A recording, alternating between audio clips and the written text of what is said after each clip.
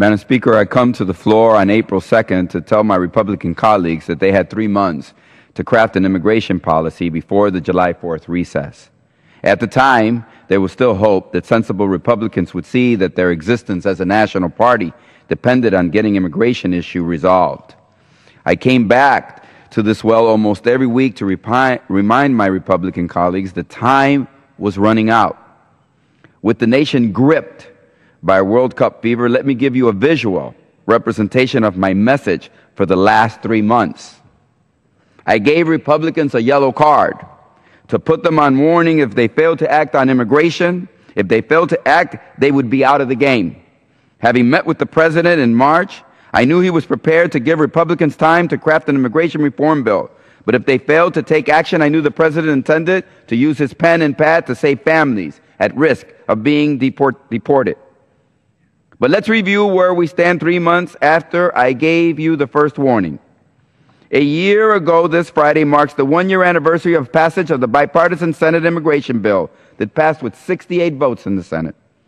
We had our own group of 8 here in the House crafting a tough but fair immigration compromise, but politics slowed us down and the effort collapsed. But some leaders in the Republican Party, knowing that immigration reform is the only way to achieve border security and workplace verification like E-Verify, legal immigration to feed our economy, and compassion and justice for how we treat our immigrant neighbors and friends, some in the Republican Party kept trying, and I thank them. And on my side of the aisle, we kept an open mind. When the Speaker of the House said no to the Senate bill, I said, okay, let's find a way to craft a House bill.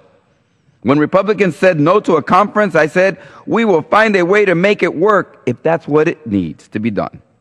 Piecemeal bills, they said, not a comprehensive bill.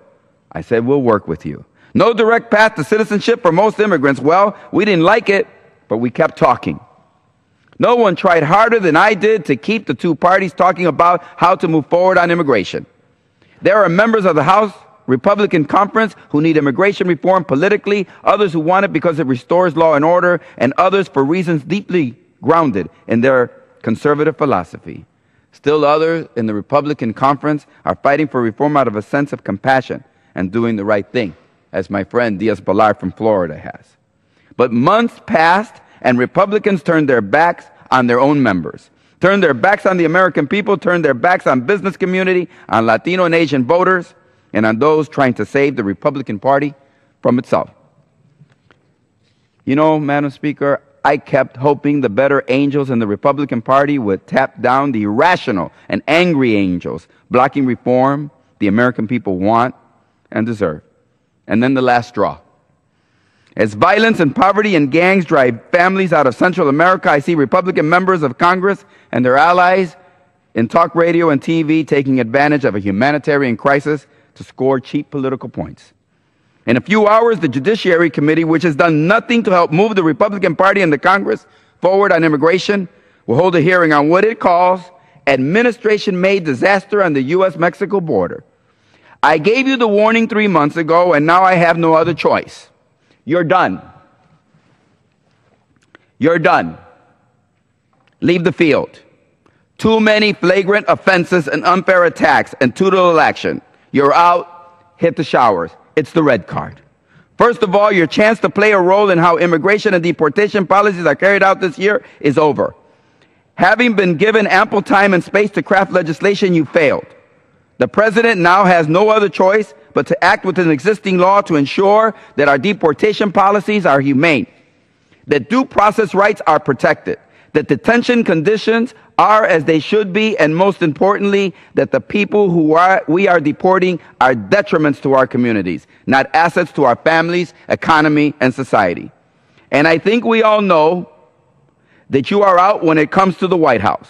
By taking no action, even after repeated warnings, you have decided it is up to the Democrats to pick the Supreme Court justices, conduct foreign policy, and carry out all the functions of the executive branch for a generation for the next 30 years.